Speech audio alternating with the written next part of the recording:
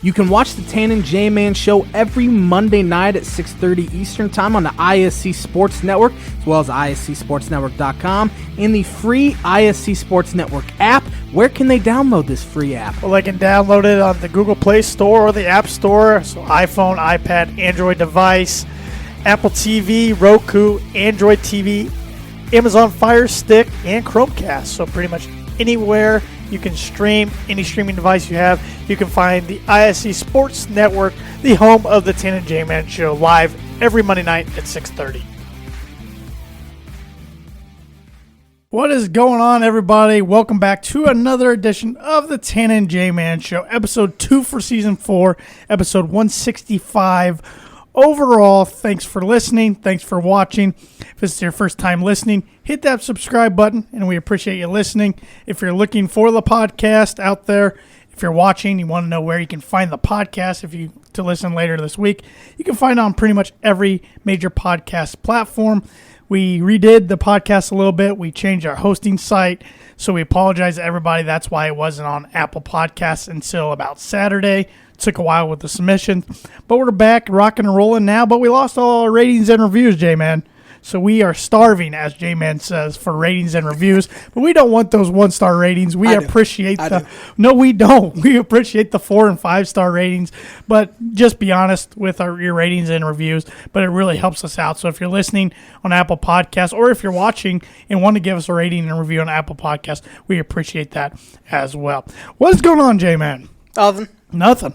I kind of missed the review where the reviewer called us adult. Adult, yeah. And we live in our lived with our parents, yeah. Basement. That's all in history now because it's not on sad there. About that. That was great motivation for us. Didn't motivate me one bit. No, man. So I still wonder who that was, but guess we'll never know. But the Tan and J-Man show's got a new main sponsor for 2020. Sir. The Damn Landing. Whether you want an epic burger, hand-tossed pizza, hand-breaded tenderloin, seafood, craft beer, or a handcrafted cocktail, the Damn Landing is the place to be. The Damn Landing is a bar and grill on beautiful Lake Manitou that focuses on freshness and quality. They take their time to grind their burgers fresh every day and offer an ever-changing menu that focuses on new flavors so you'll never get bored. Enjoy one of their 16 beers on tap, including a constant rotation of today's best microbrews and domestic favorites, or a handcrafted cocktail made using fresh ingredients. Take in the fantastic views of Lake Manitou in their beer garden or outdoor bar area.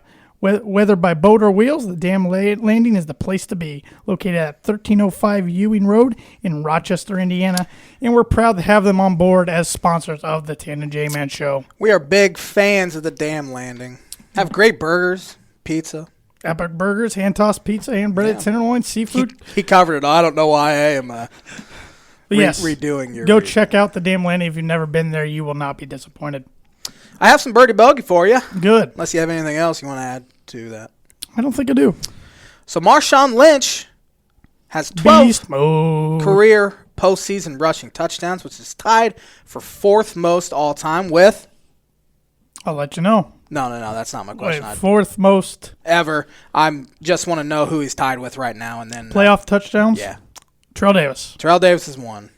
John Riggins is the other. But anyway, who has the most rushing touchdowns in a postseason career in history?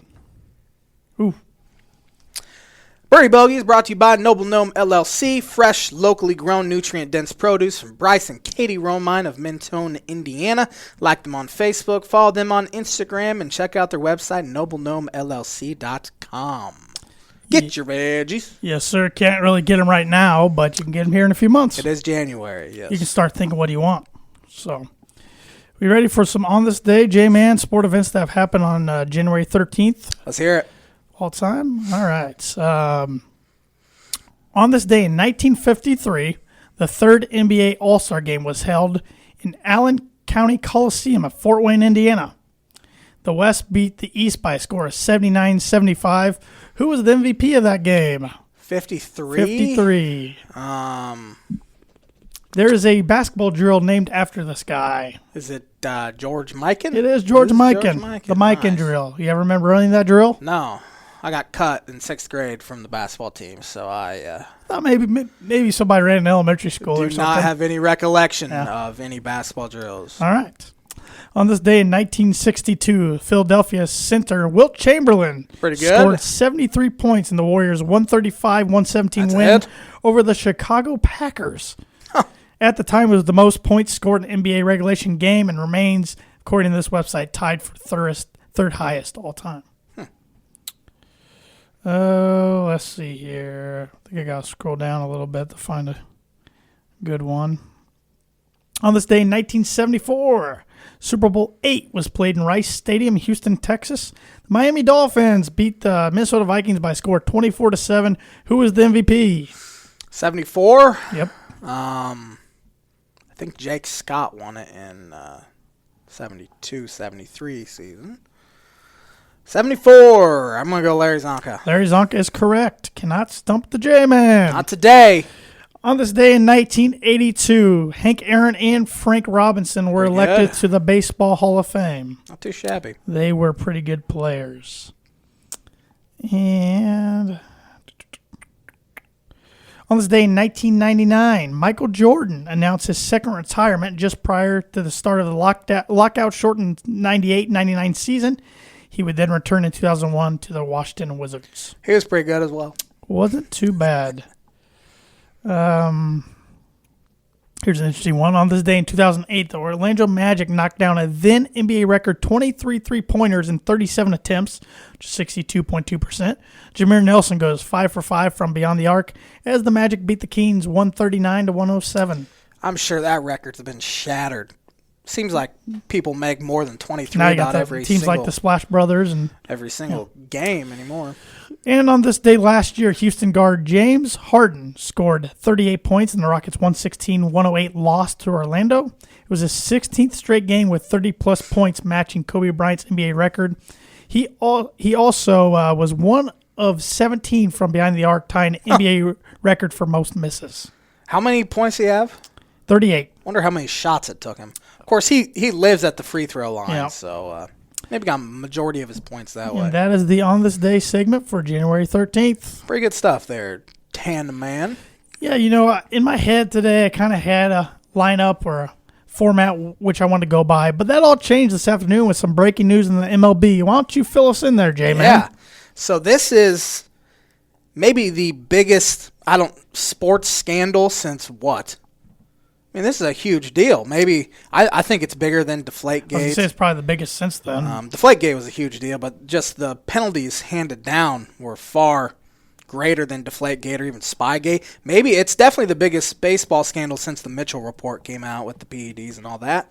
The Houston Astros got nailed today. I wouldn't necessarily say the team got nailed. The organization did.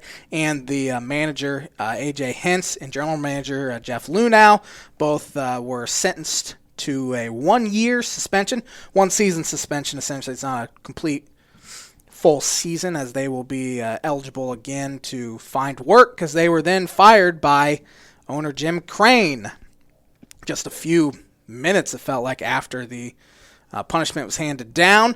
The organization also lost first and second round picks in both the 2020 and 2021 drafts, which that's huge for player development wise, and with them out with not having a general manager right now, not many people are going to want that job, and the owner is now taking over baseball operations, which usually does not go very well when an owner does that. So if you want to make a trade with the Astros, now's the time. Go try to get Alex Bregman, Jose Altuve, George Springer, guys like that. So the penalty in your opinion wasn't harsh enough. It wasn't harsh enough. What should it have been then? The players knew what the heck they were doing, Sure. and they got off scot-free. Mm-hmm. I mean, they got off scot-free. Didn't have anything happen to them. I don't know if there's still going to be fines handed down or suspensions or anything like that. They pretty much said that this was going to be it. It felt like anyway.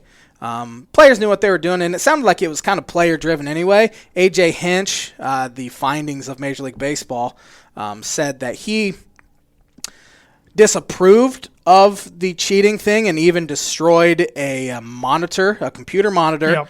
And then he didn't do anything after that. He knew what was going on. General manager knew what was going on. The owner knew what was going on, but he didn't get hurt that hard. I mean, the organization was suspended or fined $5 million, I think, was it. It wasn't harsh enough. I don't know how you can do this in professional sports. Obviously, they do it in college athletics, but give them a 1-year postseason ban. It might hurt attendance, money, all that, and even hurt the city maybe. That's why they won't do it, I think. But because I still think fans would show up. Of course, in college sports, it's a little different, but people still showed up at Penn State. They showed up at Louisville. Basketball, even when they didn't have any hope at an NCAA tournament, showed up at Ohio State. I guess then, though, you got basketball. You got boosters and stuff, of course, that are there, but you got college kids that are playing instead of professional athletes. Right. And a lot of times these kids had nothing to do with what happened to the program. Whereas in this case, a lot of these players had something to do with. The college players are the ones getting punished for it, and the professional athletes making millions of dollars aren't getting punished at all. But I think they could make it. I mean, they could make it work if they wanted to for a postseason ban. I mean, okay, they win the AL West. Well, second place wins it. Exactly. So and they unfortunately, can make it work that could be a team that's like 82-80. Wow, but tough beans. Yeah, seriously. Players knew what they were doing. They deserve something, and they got nothing. Now, Alex Cora, who was bench coach there, sounds like he's going to get the hammer laid down on him. I even read that he will have a far harsher penalty than both A.J. Hinch and Jeff Lunau. He was kind of the ringleader and the one that started it a few years ago. So I even heard lifetime ban bandied about, which that might be a little too harsh in this case. But he's going to get hit hard. Sounds like Carlos Beltran could get hit hard. That's funny now that he's the manager of the Mets. He's the manager of the Mets. Now that's punishment enough, in my opinion. Me too. Manager of the Mets. But it's a pretty big deal there in baseball. But again, I think the players need a little harsher punishment. Well, they got nothing. Seriously, you got to make them lead by example. I mean, exactly. you got to, Hinch, in my opinion, he'll never get another MLB job. Mm-hmm. I think he's kind of dug his grave. It's hard to argue with that. I think Lunau as well. Lunau has a reputation of just not being a very good guy anyway. I mean, he kind of screwed over former number 1 overall pick. I cannot remember his name right now. He's Brady Aiken. They took him number 1 overall, and I think 2014, and lowballed him. Said they found some injury that just wasn't true at all. Lowballed him, didn't sign him. He has to go to a junior college and actually ends up getting hurt, not pitching that well. He fell, I think, 17 spots in the draft the next year and lost $5-6 million that way. So Lunau has a reputation.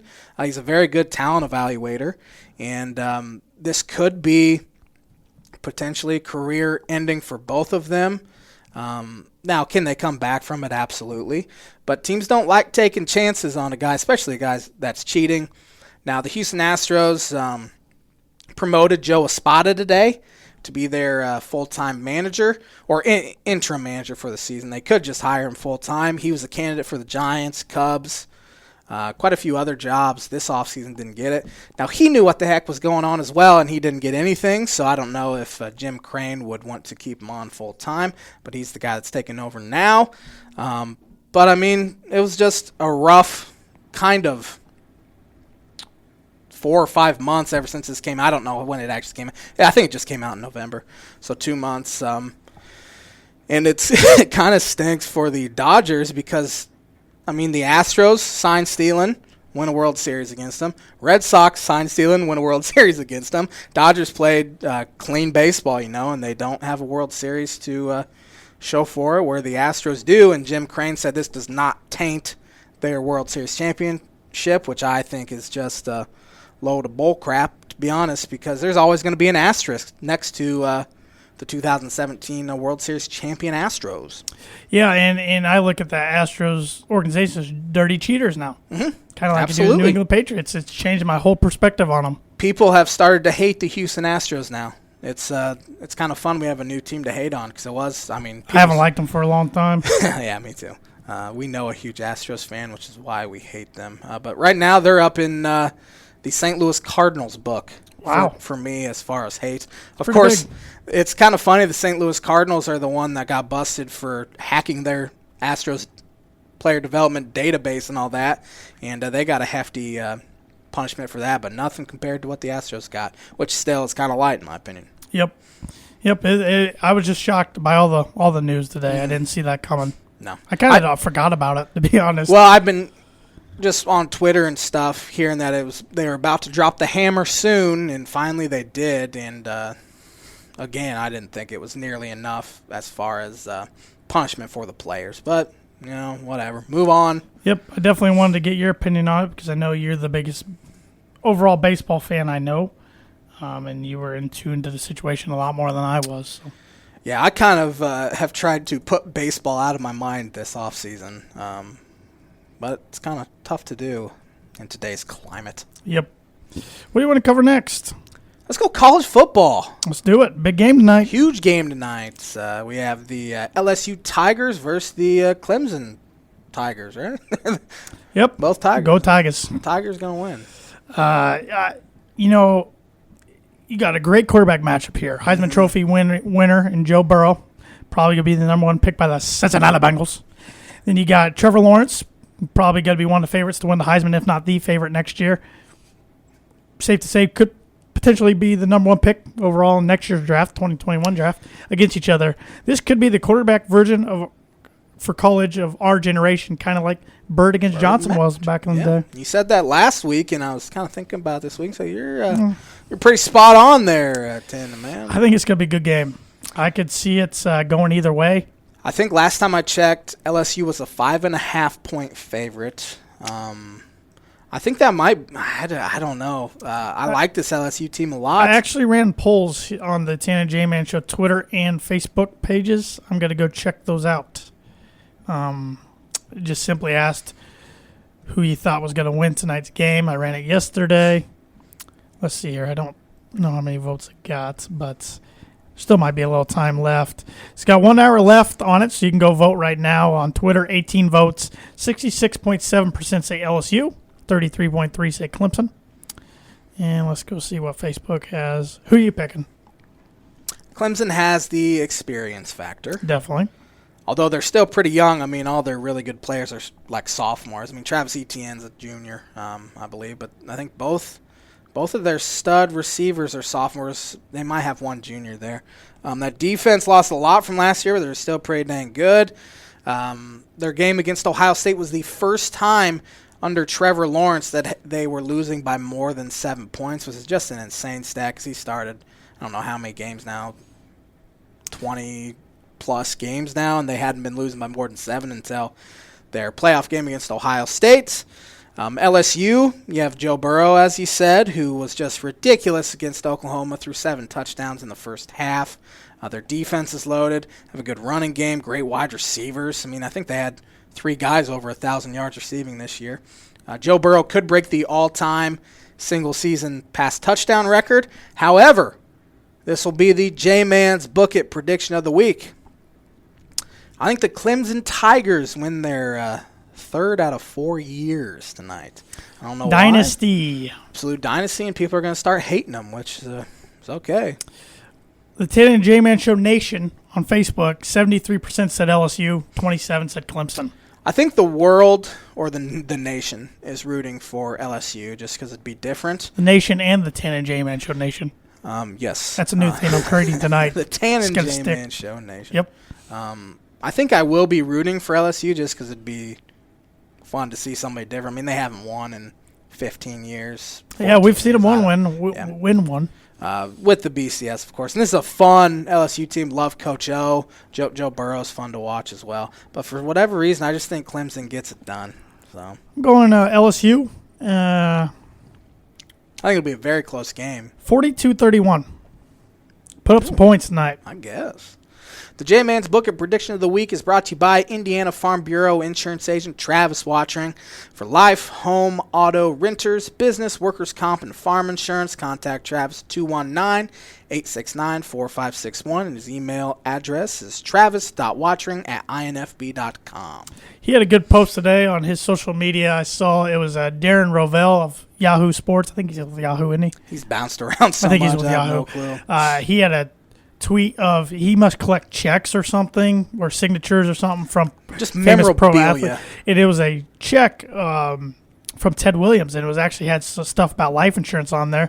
And Travis had a post that said, even the great Hall of Famer Ted Williams has life insurance, so should you. And it was a nice play. So definitely, if you're looking for life insurance or any insurance coverage or needs, contact Travis. He'll get you taken care of. Let's stick with football. All right. It's a fun week in the NFL. Another abundance of good games. Mm-hmm. We started off Saturday with the Vikings at the San Francisco 49ers. You missed that one. Did. I missed 3 or 4 this weekend. You did. 49ers were awfully impressive offensively. They moved the ball pretty much at will against a great defense. And defensively, they have the best defense in football. They shut down old Kirk Cousins. And you like that? I personally didn't, because I picked them to win. I liked it. Richard Sherman had an interception and went, I like that. Yeah, he's kind of cheesy. But, he's kind of a jerk. The 49ers look awfully impressive. Yeah. I've said this many times on the podcast. I like Kyle Shanahan. I like a lot of their coaching staff. I think this team's built to do it. And they'll be playing against the Green Bay Packers, who won the nightcap last night, hung on to win the nightcap against Seattle Seahawks. They about blew an 18-point lead. Tried, but Rodgers made big plays when needed. Seahawks lost due to an Illini dropping a pass for a first down that put him at the 50 with about 3.5 minutes left. Malik Turner had it right in the breadbasket and dropped it. They ended up going 3 and out and not even getting the ball back. So it's kind of fitting way for Seahawks to lose. When you put your faith in the Illini football player, it usually doesn't go very well for you. Yeah, it's good. So it's an NFC matchup of traditional teams who have been really successful over time in the NFL. Maybe not so much our lifetime. We've seen the Niners make 2 Super Bowls in our lifetime, win 1.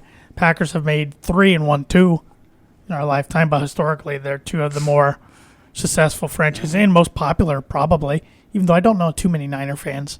But yeah, it's going to be a good one. And then on the AFC side, we had a shocker Saturday night. The Titans did it again. And, not only did the Titans go to New England and win last week, go to Baltimore and win over the weekend, they also went to Houston in a must-win game for them in Week 17. They are road warriors.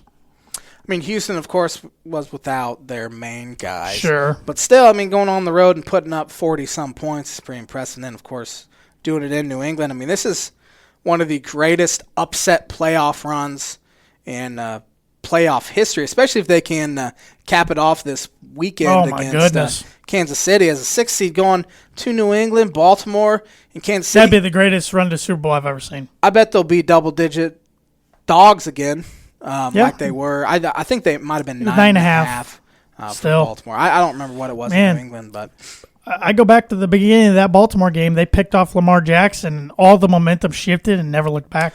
Well, it's kind of funny because Baltimore had the ball and were moving pretty good, and I said, some teams kind of come out and they're really nervous at home, but it doesn't look like that. And then Lamar throws a pick off of Mark Andrews' hands. Game completely changed. Derrick Henry did what Derrick Henry does. He's a beast. And there's no reason a guy that big should be that fast. No, and it's so crazy that he doesn't get hurt because he's such an upright runner for being 250 pounds. He's impossible to tackle, especially if you have a lead late, you hand it off to Henry 30 times a game anyway. That defense is going to be worn down, and he's just going to be impossible to tackle, and he won that game for him. Ryan Tannehill was fantastic, made 2 huge touchdown throws early, took care of the ball, did what he had to do, and they're rolling right now. Yeah, they got the win. Upset and bounced with the number 1 seeded Baltimore Ravens and MVP, or soon-to-be MVP, Lamar Jackson. Then yesterday, saw the Houston Texans get out to a 24-0 lead against the Chiefs, then get shellacked. Got whooped. They gave up 40 unanswered points. Yeah. 41 unanswered. Down a half after being up 24-0. I've never seen something like that happen before. I said when Bill O'Brien decided to kick that field goal on 4th and inches instead of going for it, and then the Chiefs had the long kickoff return to about the 40 or 30. I said Chiefs are winning this game, but I did not anticipate them winning the game by halftime, being up 28-24. Patrick Mahomes, I know you hate him. But I'm not going to say he's not good. He's Right. unbelievable. He's entertaining to watch, but I don't like him because he's going to torment my team 2 times a year for the next 12 years. It's going to suck. It's going to be like what you went through with Brady all these years, except your team found ways to beat Brady. Yeah, I mean, compared to a lot of teams. my team's awesome, man. That's a joke. But yeah, no, it's the Chiefs have weapons everywhere. I think the Titans can get up on them. Mm-hmm. I think they can. I mean, they just got to stick to their game, playing ground and pound, but you got to score a lot of points against the Chiefs. But I think the Titans will bring the hammer defensively, more physically to them than the Texans did. You think Vrabel will have them ready to go? Yes. Absolutely. Yes. Absolutely. Yes. They do have the recipe. I mean, you're going to have to score a lot of points, but they have the recipe offensively. Look what the Colts did against them earlier in the year. Exactly. Look what did Houston win there too? Yeah, but not this go around. They will pressure Patrick Mahomes. They will hand it off to Derrick Henry. I bet they hand it off 40 times. Oh yeah, I believe that. 40 times. Just keep the ball away from Patrick Mahomes. Let the clock run down, and I don't think they're going to win, but they have that recipe to do it because they have best punter in football as well, Brett Kern, who routinely pins guys inside the 10. They do have a rough kicking game, though, Yes. Which could be something to keep an eye on. So. Chiefs had some early special team blunders yesterday. Yeah, blocked punt, touchdown, a muffed punt inside the by 10. Tyreek Hill. Yeah. But then Houston had some special team blunders too. Yep. So the Chiefs are 7.5-point favorites. Right now? Yes. I'm surprised it's not bigger than that. People are starting maybe to believe in the Titans a little bit more. Over-under's 52. It's a tough. They hit the over in the first half this week. So And the Niners are 7-point favorites. Over-under's 45. Niners are 7-point favorites. Wow, against the 13-3 Packer team. They did whoop on Green Bay. I think it was a Monday night game. How bad does Aaron Rodgers need this? He has one in his back pocket. He does. He needs Just like Drew Brees, one in one attempt. He probably, of course, he would like another. Sure. I don't think he'd really need it. It's interesting if he makes this, if they win, I mean, he's right there with Favre. 2 appearances in a Packer uniform. Yeah. And if he can cap that off, does he pass Favre for greatest Packer ever? I think he's already the greatest Packer quarterback ever. Yeah, I probably agree with you there, but I know a lot of Packer fans wouldn't agree. Which is just asinine. But who do you like in the 2 games? Man, I think Chiefs are going to win something like 34-17. I really don't think it's going to be close. Of course, We both picked them before the season started, the Chiefs. Yeah. Our NFC teams are out. I think you had the Seahawks. I did. You had Saints. I had the Saints. Yep, But at least out. they both made the play. Yeah, we were close this year and like most years. seasons. But as I said, Titans have the recipe. Ryan Tannehill has to make more plays. He's only thrown, I think, a combined, 170 yards this postseason. He's going to have to go out there and make plays. If the Titans pull this off and Tannehill makes some plays, I'd be tempted to buy a Tannehill shirt. I wouldn't, but I'd be tempted. It would be quite a great homecoming for Ryan Tannehill. He's not from Miami. Make a great storyline. Great story. Team gives up on him, which, I mean, it was time to give up on him. I would think a lot of Dolphin fans are probably rooting for him, but yet it would sting to see him playing in the Super Bowl in Miami. A little bit, wouldn't it? Oh, yeah. Yeah. I mean, I'm definitely rooting for him. Tannehill's a heck of a nice guy, heck of a good guy. I think he's found a home. Yeah, most Dolphins fans feel like are rooting for him pretty heavily. Some, of course, won't just because he couldn't do it in Miami, which who has done it. Well, they got, they were praising Marcus Mariota for doing such a good job on the scout team of Lamar Jackson. Mm-hmm. While he doesn't have the arm of Patrick Mahomes, he can do the run-pass option. Right. A lot. He can, and reflect that. Patrick Mahomes isn't a runner, but he had over 50 yards rushing against. He's a good athlete. He can move. He's a really good athlete. So it'll be interesting. Of course, I thought he did. He obviously did a really good job impersonating Lamar Jackson. Sure. They did a heck of a good job stopping him, especially with his legs. So yeah, we're looking at before I make a pick, we're looking at a Titan team that's made one Super Bowl ever and lost. Looking at a Chief team that does have a Super Bowl victory in Super Bowl IV against the Vikings, but that was 50 years ago. We got a team in the San Francisco. Their last Super Bowl win came back in 96, I believe, against the Chargers when they were still the San Diego Chargers. is that 95? I think the game was played in 96. 95 season. Yeah. No. Maybe it was 95. I don't know. It was Super Bowl 29. And then you got the Packers that won one about a decade ago against the Steelers. Is that 2011 Super Bowl, 2010 season? Yes. Okay. It was Super Bowl 45? I'm terrible with 45. terrible with the numbers. 45. I think the nation will be rooting for somebody other than Green Bay. 'Cause Green Bay, in my opinion, I don't know a ton of Green Bay fans. I know a few, but they are up there with my hatred of like the Dallas Cowboys. Just kind of an insufferable franchise that hasn't won. Of course, they've won one far more recently than Dallas, but there's something about the Green Bay Packers I cannot stand. I like this Kyle Shanahan-led San Francisco team a lot better than the Jim Harbaugh one. Harbaugh one. I'm with you. But I can understand a lot of older fans not liking either of these teams because they were so good for so long. But on the AFC, I'm going for the Titans, of course, as a Bronco fan. But I can see that pretty split because Kansas City is a fun team to watch. But this Titan team, I feel like America's kind of behind them too, besides AFC South fans. So it'll be interesting. I think NFL executives and TV executives would not like the Titans in there. I think they're rooting for a Chiefs Packers. Yeah, absolutely. Really, Chiefs versus either Niners or Packers would be fine with them. I think the Chiefs Packers what they want. Mahomes against Rodgers is a bigger rating than Mahomes against a good defense and Jimmy G. That's fair. But I want to know what the Tan and J Man Show Nation wants to win. Let us know on our Twitter, Instagram, or Facebook. Give us a like. Give us a follow at Tan and J Man Show and at the Tan and J Man Show if you haven't already. But my picks, I'm picking the Chiefs. Unfortunately, I hate it. I want to throw up saying that. But I hope it's a good game. I hope the Titans at least give them a good contest. But I'm picking the Chiefs. And I'm picking the 49ers. The team I praised all offseason and then wussed out and said 6-10. But there's a guy on the NFL Network that had them 3-13 before the season. So I feel a little better about that. Makes you feel a little better. Yep. I am picking the Chiefs as well. I said 34-17. I am also picking the 49ers. I'm picking just mainly because I want that to happen. Because I don't like the Packers. I think that will be a phenomenal game. Rodgers against that defense. Packers have a great running game as well. San Francisco also has three really good running backs in Mostert, Breida, and Coleman. Tevin Coleman. George Kittle could be a factor, although Jimmy Graham had a great game for the Packers, and he caught the game-clinching touchdown.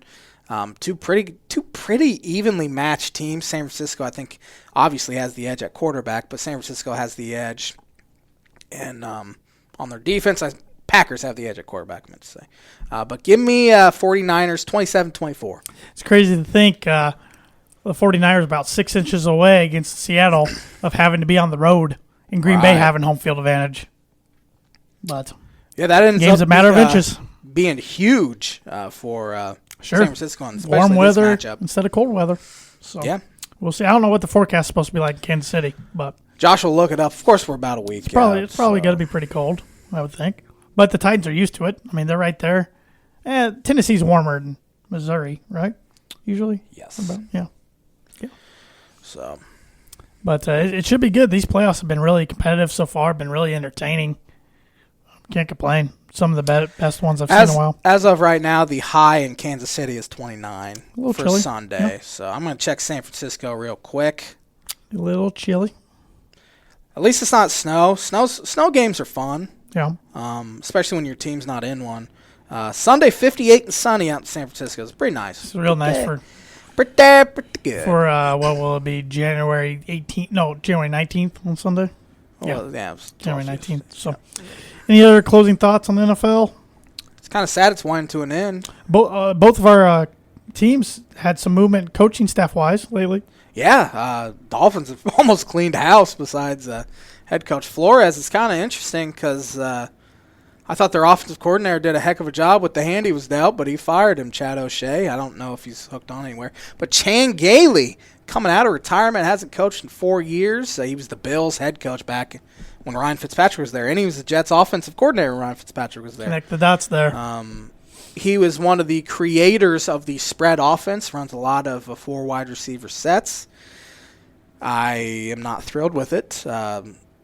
He's 67 years old. I don't know if and he hasn't coached in 4 years, as I said, so I don't know if the game's passed him by or not. But we'll find out. I have read that he is an absolute perfect offensive coordinator fit for a guy like Tua Tagovailoa, so maybe that's why they did it. Of course, it's no guarantee Dolphins end up with him, but it'd be a perfect fit for him. And their defensive coordinator, you don't see too many coordinators or head coach leave for same position at a different team, but that's what the Dolphins defensive coordinator did. And Patrick Graham sounds like the Dolphins. Where's he coming from? Where'd he come from? He came from Green Bay. Okay, I didn't know. But he was Dolphins defensive coordinator and left for the Giants. Okay, I got you. Okay, he left. Yeah, I was thinking they got one from somebody else. Okay, my bad. He left. I got confused. Okay. Yep. The Dolphins for the Giants, and he was, I think, Green Bay's linebacker coach. Gotcha. Okay. But sounds like they let him go because, I mean, you can decline permission to interview him if he's leaving for a lateral position. But it sounds like Dolphins wanted to keep their young guy, Josh Boyer, who was just promoted to defensive coordinator. So it sounds like they actually wanted to promote him anyway. So it kind of worked out. So. And you kind of had a funny thing happen, which doesn't happen very often. Oh, yeah. You had one of your favorite teams poach a coach from one of your other favorite teams. Illinois football is not one of my favorite teams. Sure they are. It is a team I watch just to give me something to watch on You're on the bandwagon. But the Dolphins poached Illinois' best recruiter and defensive line coach, Austin Clark, to coach their outside linebackers. So the Dolphins really hurt Illinois' football program because he was an energetic recruiter. Felt like a college guy through and through, too, 30 years old. He's not much older than us, which is sad to say. I don't remember where he played, but Illinois got him from USC. Had great West Coast connections. Their defensive line played pretty well this year. And they lost all 4 starters on their defensive line as well. So it'll be tough recruiting out there because they're going to have to hit the grad transfer market heavy for defensive line. And now Austin Clark, they don't even have a position coach right now there. So Broncos fired offense coordinator Rich Scangarello after only 1 year of being not only their offense coordinator, but offensive coordinator as a whole yesterday. I was very surprised by that. I didn't think, if they made a move, I thought it'd be a long time ago, right after the season ended, but I didn't think they'd make any staff changes. But, sometimes names become available that you have a chance to get you didn't think you were going to get at one time. That's what happened with Pat Shurmur, who was recently the New York Giants head coach. He's also been office coordinator with Case Keenum at Minnesota. With Philadelphia, he had really good years under Nick Foles. He's also, I think, Bradford at one time. He's been around, but he's good at developing young quarterbacks. He did that with Daniel Jones this year, and he supposedly liked Drew Lock a lot last year when he was the Giants coach. So Fangio, this was all of a Vic Fangio move, they said. He was, him and Scangarello didn't always see eye to eye. He wants more of an aggressive play caller and throw the ball downfield a little more. So we'll see. I'm kind of nervous about Drew Lock having to learn yet another system, but they must be pretty confident in it or they wouldn't have done the move. Speaking of Ryan Tannehill, in his 7 years in Miami, he had 4 or 5 different offensive coordinators. This is 5 in the last 5 years for Denver, so it's getting kind of old. What the heck ever happened to Sam Bradford? He was getting paid by the Cardinals last time I knew, big time, but I think he's officially retired. I'm going to run him through the Google machine. All right, we done with NFL talk now? I think so. Let's talk some Big Ten basketball. Wild and crazy Big Ten basketball. The conference that is drunk, according to my Twitter, because nobody can figure it out what's going on. It's pretty much home team wins, road team loses. Yeah, that's pretty much kind of last time I checked. Still tough. I think it was Saturday. Road teams were 5-32. I want to say. Yeah. Now they'd be 5-34 probably. They might have actually been 5-30, so maybe now they're 5-32. I'm not 100% sure. But there's only 4 teams that have actually won a road game, Rutgers, Michigan State, Wisconsin's won 2, and Illinois. Illinois should have 2 of 6, essentially, which would be 33%. But, yeah, it's been pretty crazy. I mean, it's tough to win on the road in the Big Ten anyway, but this year just seems like it's impossible. Well, you had a pretty good week last week. I'm feeling pretty dang good for your the sweatshirt. First time since 2014, 1,869 days. The Illini are ranked in the AP poll, ranked 24th. Feels pretty good. Streak is broken. Yes, they'll be ranked for 2 weeks, and then they won't be 2 weeks from today. Assuming they beat Northwestern on Saturday, because then they have at Purdue and at Michigan, so that won't be easy. But feeling pretty good. Had a great week. Of course, we talked about the last Sunday night, the shellacking, the murder, the just soul-crushing. Hopefully, season defeat. turnaround. Thank you, Illinois. Again, it seems like every couple years, Illinois just whoops on Purdue and it turns kick in the butt Purdue needed. Hopefully. But then they go on the road, and I had the gall to pick Illinois to win in Wisconsin. You did. Did I actually believe they were going to? No, because it's been so tough to win on the road in the Big Ten, and they were down essentially the whole game. Wisconsin could not get the lead above 7. Illinois just kept hanging around, and then Mr. Future first-round pick and maybe first-team All-Big Ten player in Ayo Dosunmu scored or assisted on all of their last 14 points, including hitting a step back, reincarnated a Michael Jordan move in the finals against You just the used Jazz. Ayo Dosunmu and Michael Jordan in the same sentence. They're from Chicago, man. Did you ever see that side by side? I didn't. It was the exact same move, except Ayo didn't push off. But he made Brad Davison look like an absolute Fool. There you go. I tried to clean it up there for you, and I'm glad I did. I helped you out. But Brad Davison's one of the best defenders in the conference, and Ayo had 18 points, 6 rebounds, 5 assists. He was awesome. And then he did it again on Saturday against Rutgers, which that was a grinded-out rock fight of a game. Rutgers, they're a really solid team. I'm still not a believer. And, you know, after you said that, and I said, no, I think they're a returning team, I'm more on your side now. I think they're very improved. I think Pikel's a great coach. It's just one of those things. Kind of like Penn State. I'll believe it when I see it Right. that they make the tournament. But Of course, they're without Geo Baker Sure. as their best shot Yeah, maker. absolutely. But they're Best player. tough. They're so physical. Yeah. It kind of reminded me of a mid-2000s kind of college basketball game before the freedom of movement rules took a hold. They were just beating the tar out of each other, and refs weren't calling many fouls. It was kind of fun to see. There wasn't much flow, and it was a really ugly game. But Illinois had to find a way to win ugly because they haven't been able to do that. Defense, once again, has been phenomenal this year after being one of the worst in the country the past 2 years. The systematic philosophical change Brad Underwood made. And now they have the number 1 defensive efficiency in the conference, and they're leading in points per game against, I believe. But Ayo Dosunmu was awesome again on Saturday. He had 18 points again, went 6 for 6 from the free throw line with under a minute remaining, and made some huge plays. Andres Feliz was also really good in the second half, and Kofi Coburn won his 6th Big Ten Freshman of the Week award, which is I did not anticipate him have this kind of season for them, but they've needed every single bit of it. A few things of note. Trent Frazier's not shooting the ball well at all still. It's been this way for a couple weeks now. However, he's still finding ways to help the team. Again, he's played just great defense, held Dimitri Trice to 8 points on 10 shots on Wednesday, and held Rutgers point guard. I do not remember his name. It's like McConnell or something. I haven't watched Rutgers play much this year. 4 points. But he's only turned the ball over twice in the past 8 games and has not turned it over in, I think, 4 games. And, I mean, he handles the ball a lot. So that's been huge for them. Georgi Bashanishvili's just had not a very good year. He played great second half on Wednesday in Wisconsin, a great second half against Rutgers, but he needs to find some consistency. He grabbed a huge offensive rebound late against Rutgers that essentially sealed it. He kicked it out, and Ayo drove and scored on a goaltend to put them up 4. You would like to see some consistency out of them, but I'm liking the way this thing's heading, and, of course, first time in 5 years that they've been They're ranked, second in the Big Ten right now. This is the first time they've been over 500 in Big Ten play since 2015, which I was the same got year. Some crazy streaks going on.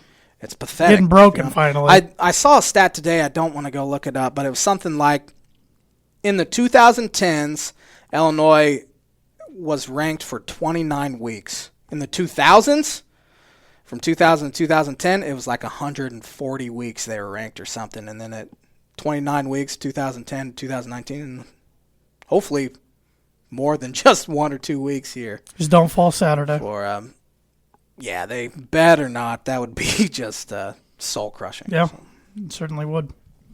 Yeah, I'm feeling better than I was a week ago. Couldn't feel much worse. It's crazy how one win can just change your perspective. Just a week, even a close loss. Right.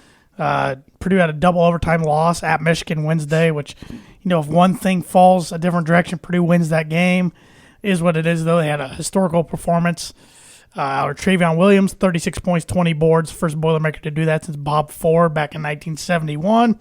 Then they returned back to Mackey Arena, where the Mackey Magic is just, it's a real thing. There's something about it.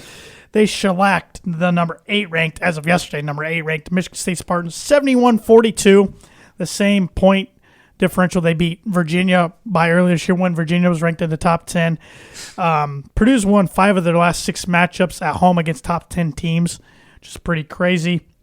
They've actually won, I believe they have 4 wins by 25-plus points over top 25 teams in the last 3 years.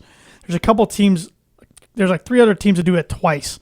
Then there's 7 teams who have done that once, or something like that. I could have got that stat wrong, but they've done it 4 times. But they played great yesterday. Pretty much everybody I thought on the team played well. Evan Boudreaux had his best game in a Purdue uniform. I thought Nogel Easton was awesome, making his case for Big Ten Defensive Player of the Year. He and Eric Hunter shut Cassius Winston down at 10 points, 9 turnovers. 2 games before that combined, he had 59 points and only 4 turnovers. I thought Matt Painter just coached circles around Tom Izzo yesterday, which doesn't happen very often. Speaking of Matt Painter, you shared a stat earlier. Matt Painter is now 11-15 all-time against Tom Izzo. The rest of active Big Ten coaches are 14-69 against him. Which, of course, Painter's the second longest tenured in the Big Ten. Then Fran McCaffrey's up there. A lot of coaches are newer, but that's still a crazy stat. I thought that just shows you Michigan State and Tom Izzo's dominance over everybody. Purdue's beat Michigan State now 4 straight times in Mackey Arena.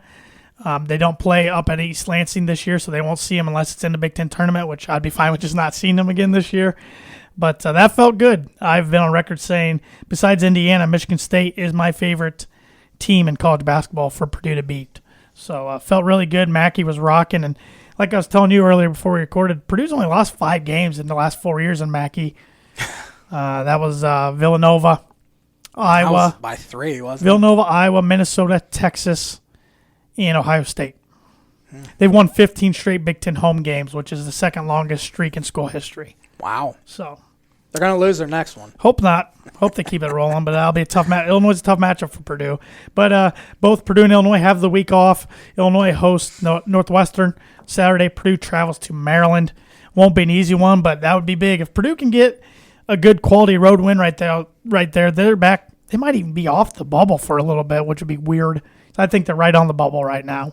It's hard to tell on January 13th. Last year at this time, they had the same record. Pointless to look at this point. But let's look at Big Ten games. Or let's talk about Indiana real quick before we get to Big Ten games. They had a good win over then-ranked number 11 Ohio State home, 66-54.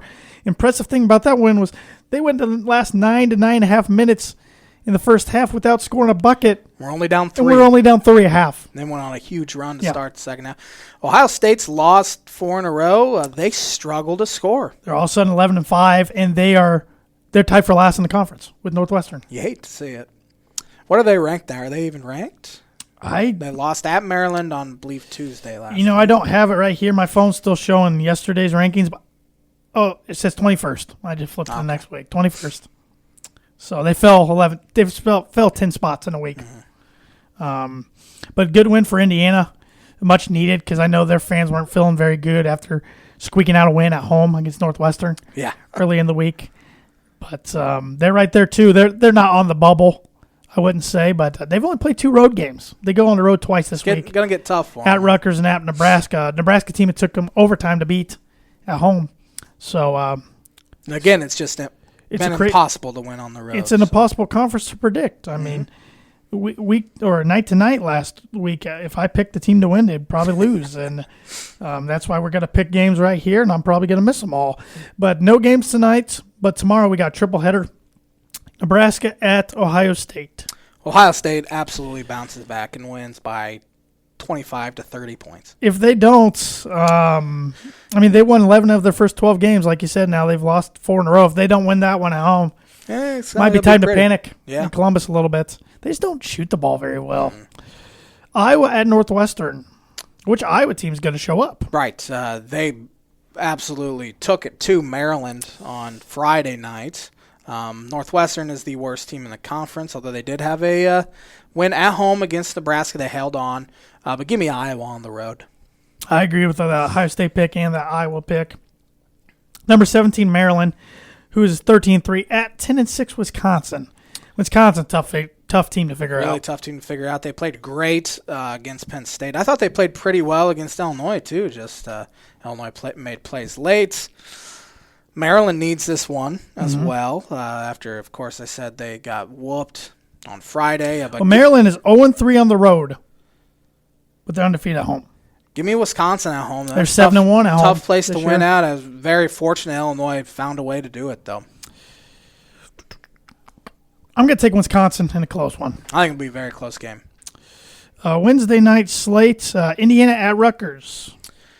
Indiana's 0-2 on the road. Rutgers is 11-0 in the rack. 13-3 Indiana, 12-4 Rutgers. They've beaten Penn State, Wisconsin, Seton Hall, all there. Rutgers is a tough matchup for really anyone because of their defense. I'm assuming Geo Baker's not playing, but I'm not sure. No idea. He broke his thumb, I want to say. Shooting hand? To him. I'm not sure. That would. But give me Rutgers at home in a close one.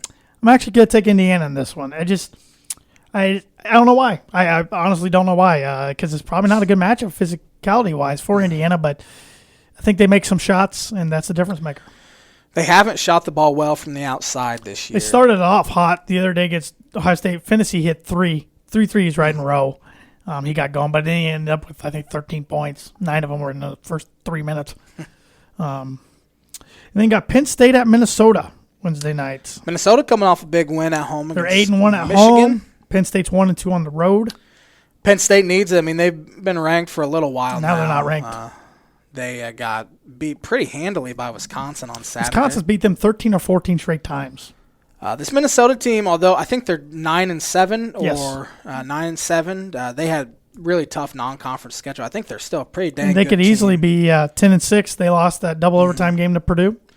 Marcus Carr is one of the best point guards in the league. Daniel Oturo is having a comparable season to Luka Garza. No one's even talking about. Gabe Kalisher's good still. A great shooter as a sophomore. Give me Minnesota at home. We got 2 games Friday night. Wisconsin at number 15, Michigan State. Michigan State dropped 7 spots in the poll. Got to think Michigan State's going to be out for blood in this one. Yeah, give me Michigan State. They they bounce back in a pretty big way. They don't lose at home. That makes that Maryland game even bigger for Wisconsin early in the week. Mm-hmm. You got Maryland at home and at Michigan State. Yeah, because they're right on the bubble. Yeah, I like the Spartans, I think, pretty easily in that game. Then you got Michigan at Iowa. Another tough one to predict. Carver Hawkeye is a incredibly tough place to play. They met already once this year. Michigan squeaked one out. With them. Michigan needs a win because they're starting to struggle here. They could have easily lost to Purdue at home last Thursday. I think Iowa gets it done at home. I think Howard hadn't adapted his coaching style yet, and it's catching up to him big time. Yeah, I was sold on him early because they had those great I remember wins. that. Yeah. North Carolina, though, turned out to be one of 500. the worst teams in the ACC, 500. who would have thought. Gonzaga's still really good. Yeah, I hate to see it. That's a great win. But as of right now, I would go on record and say Michigan does not make the NCAA tournament this year. I like Iowa at home, especially when they're shooting well. They're tough to beat. Mm-hmm. Then Saturday, we got 4 games. Number 21, Ohio State at Penn State at noon. That's another big one for Ohio State. It's a tough place to play, but I think they Penn get it State's done. 9-1 at home. Ohio State's 1-3 on the road. I think Penn State starts a little bit of a tail spin right now. I'll take Penn State at home in this one. Switched up a little bit. Ohio State needs to win both this week. Then you got Purdue at Maryland. Like I said, Purdue's 1-4 on the road, but that's also neutral games. But Maryland's 10-0 at home. Maryland's not a good offensive team. Purdue's not a good offensive team on the road. I think I'm just going to have to take the home team here by 4, 58-54. It's always a close game in Maryland when these two teams play. It's weird. I think the key comes down to Sasha Stevanovic if he's hitting some shots, which he actually usually hits about 2 on the road. But if he's shooting well, because I think some of these other guys are starting to get confidence playing within themselves and their role. No, Joe Eastern looked as aggressive as I've seen him all year yesterday, attacking the glass. But I think Maryland wins it in a close one. Matt Painter will and does coach circles around Mark Turgeon. I don't think Turgeon's a very good coach. Bottom half of the Big Ten coach. Northwestern at the number 24 ranked Fighting Illini. I'm going to take the Illini. I don't think they have a setback this weekend anyway. Northwestern's, I think, 6-9. 6-9, 1-4 on road. Conference. They're not a good team. They are playing a little better. Gave Indiana all they wanted, then won at home. But give me Illinois 70-56. Illinois beat this team in the previous matchup last year, 74-69. That was a Big Ten tournament. I like Illinois pretty comfortably in this one. I hope so. And then the nightcap Saturday night, Indiana at Nebraska. I think Indiana wins this one. Nebraska might end up being the worst team in the conference. They whoop Purdue, too. That's embarrassing. I forgot about that. I completely forgot about that. You played them at the wrong time. I don't know if you can even say that about a team But I think Indiana wins this one. I do, too. I have them going 2-0 this week. Big week for the Hoosiers. And Sunday, one Big Ten game, Minnesota at Rutgers. Give me Rutgers. I think they get a that's pretty huge win if they can beat, especially, I mean, they could win both home games this week and be right back in it. And the other two big-time local programs, Notre Dame has one game this week. Georgia Tech, I believe they're on the road. Notre Dame. Yeah, they've been losing a lot of close games, but I think they get that one done. Butler plays Seton Hall tomorrow. Give me Seton Hall. I think Butler finally. At Butler. Oh, Christ. Give me Butler. Yeah, you can't. For some reason, I was thinking it was at Seton Hall, and I didn't know they played Seton Hall. I was just in my mind. I had them. No, I think it's at Butler. I will double check. Seems like Butler's been on the road quite a bit at St. John's. And then they go to at DePaul next week. Oh, they'll beat DePaul. DePaul's awoken. The Butler is at home. It's Wednesday. Yeah. Seton Hall's 18th. Butler's number 5. It's going to be a good game, but I like Butler. Then they go to DePaul Saturday. Give me the Dogs in that one. They only have one loss? Yeah. It was a missed floater by Baldwin where they would have beat Baylor. Baylor's the number 1 team in the country, in my opinion. Next Tuesday, Butler goes to Villanova. That'll be a tough one. Yeah. Baylor just killed Kansas at Fog Allen on Saturday. Yeah. That was awful. I think they've cemented themselves as the best team in the country. Because I believe now Kansas and Purdue are tied for the best home record in the last 4 years. I think that tied them with that loss. Nice. So, yep. Crazy stuff going on in Big Ten, but it's been fun, but also frustrating stressful to watch. Very stressful. Now that Illinois is actually halfway decent, I am not enjoying watching them as much. It's kind of weird. But you want your first and Birdie, Bogey? Yep. Marshawn Lynch has 12 career postseason rush touchdowns, tied for 4th most all time with Terrell Davis and John Riggins. Who has the most? Man. You could even do the top 3 if you wanted, but I just want to know the most. I'm trying to think of people who have been in the playoffs a bunch.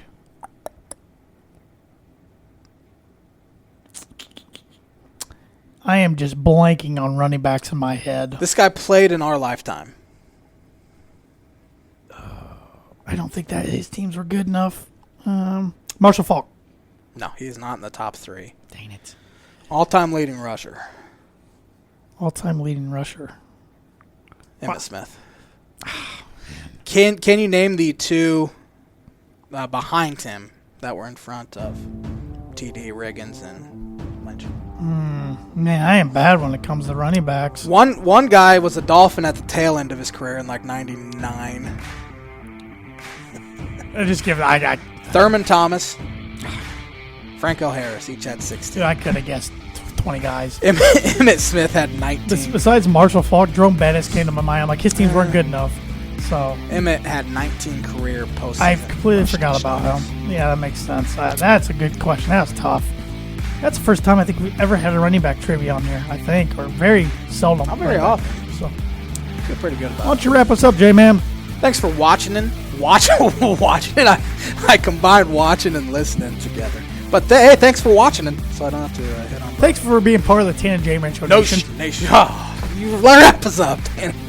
Thanks for watching and or listening to this week's edition of the Tan and J-Man Show. Hit that like and subscribe button if you haven't already. Give us a rating or review on Apple Podcasts. Please tell your friends about our podcast and show. 6:30 live on the ISC Sports Network every Monday nights. Likes on Facebook, follow us on Twitter and Instagram. Send in questions, ideas, whatever you want. And we'll see you next Monday live, 6:30 right here on the ISC Sports Network. Have a great week, everybody.